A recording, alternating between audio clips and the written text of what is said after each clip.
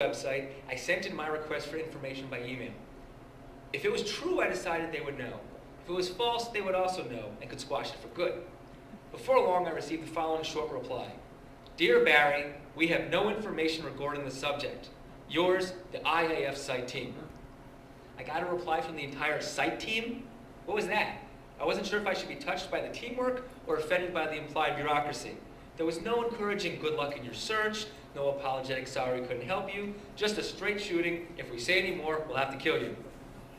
They left me with nothing, but I had nothing to lose, so I wrote them again. Might you have any experts I can contact, I inquired, or recommend any institutions? Their second reply was shorter than the first. Dear Barry, we can assist you no further. Yours, the IAF site team. In other words, stop writing us already. We have a country to protect. I was no longer looking for a needle in the haystack. I was seeking proof the needle never existed. But how could I find evidence that seltzer bottles had never been dropped? I was beginning to understand why rumors are so insidious, so impossible to dispel. If I couldn't find the source of the rumor, I couldn't prove it never occurred. I'll talk off the paper for a moment and explain. A lot of people said, look at Exodus, it's an Exodus. I swear it was in the movie. I swear it was in the book. And the war is at the end, so I started at the end of the movie, and I watched every scene backwards. Nothing. I started with the book. I literally flipped through every page backwards. Nothing. Kept searching until I came across this movie. Cast a Giant Shadow. I hadn't heard about this movie. Many of you are from the generation that might have gone to see it when it was out. Does anyone remember this movie? This is a movie starring Kirk Douglas. About Mickey Marcus, thank you. This is a movie about Mickey Marcus, the American who went over during the war and helped organize what became the Israeli Army and the Air Force and helped them with his military experience. Kirk Douglas played him. It also had Frank Sinatra, Yul Brynner, and John Wayne. It had quite a cast. The man who made it is Melville Shavelson. He was born April 1st, 1917. He was one of Bob Hope's joke writers and wrote a lot of Bob Hope movies in the 50s. And he started in 1938. He wrote a great book, if you wanted a really funny movie book, How to Write a Jewish Movie. It's all about the making of the movie and why he thought it was such a disaster and how much fun he had doing it. And he actually just died just a few months ago, August 8th. But luckily, I found out about him just in time. And using the internet, I tracked him down, called, must have been a very old agent, who gave him my number, and 20 minutes later, I got him on the phone. And he explained to me what happened in Cast a Giant Shadow. And so rather than tell it to you, I'll let him tell you. And to do that, what I'm going to do is first show some video from the movie. And you have to forgive me. This is like filming my TV screen, okay? But you'll get a good sense of it. It's going to start with Kirk Douglas at the beginning of the battle. That has to do with Seltzer. And then you'll see Frank Sinatra come in. And once Frank Sinatra gets in the plane, you'll stop hearing the soundtrack from the movie, and you'll hear Melville Shavelson from my interview with him talking about what happened. So what you hear is him saying that he had an advisor who was the official historian of the Air Force, who was there during the war, who said something like this happened. And what you see is Frank Sinatra at the beginning throwing out the bottle, and then you see him later on spraying a bottle. Well, on the phone he said he just added it in for a joke, the spraying, but he insists about the throwing. And I'll go back to reading from the chapter talking about this. And what I'll do is I'm going to jump ahead in the chapter talking about a scene later in the movie.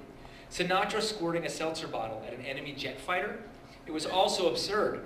But while Sinatra could not be saved by his seltzer bombs, we soon learned that at a deeper, more spiritual level, Kirk Douglas's character. Douglas's character, David Mickey Marcus, never understood why the Israelis gave such importance to Jerusalem. Why waste so many lives for something of such little strategic value?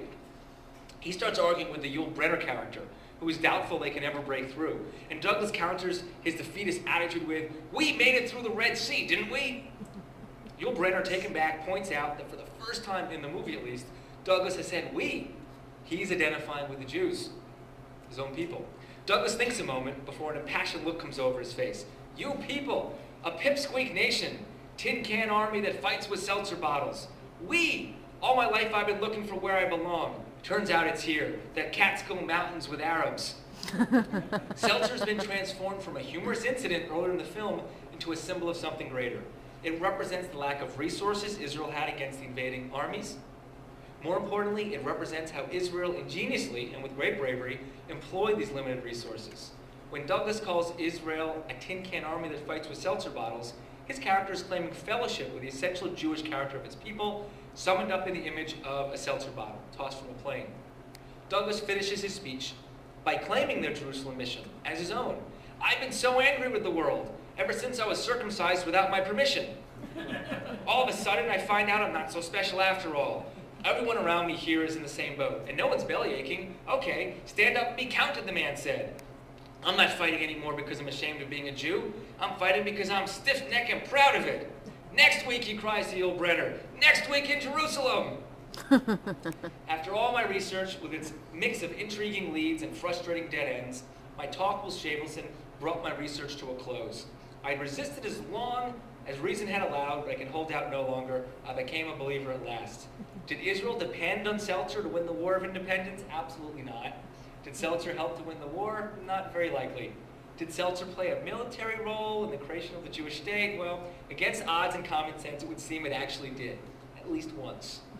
That left me with only one last thing to do. Tell my mother-in-law that she'd been right all along. After explaining to her what I learned about my research and my final conversation with Shavelson, I told her I was sorry I'd ever doubted her. That's okay, she said. Listen, I doubt myself very often. And she laughed. Would you look at that? Self-effacing so I wouldn't feel bad.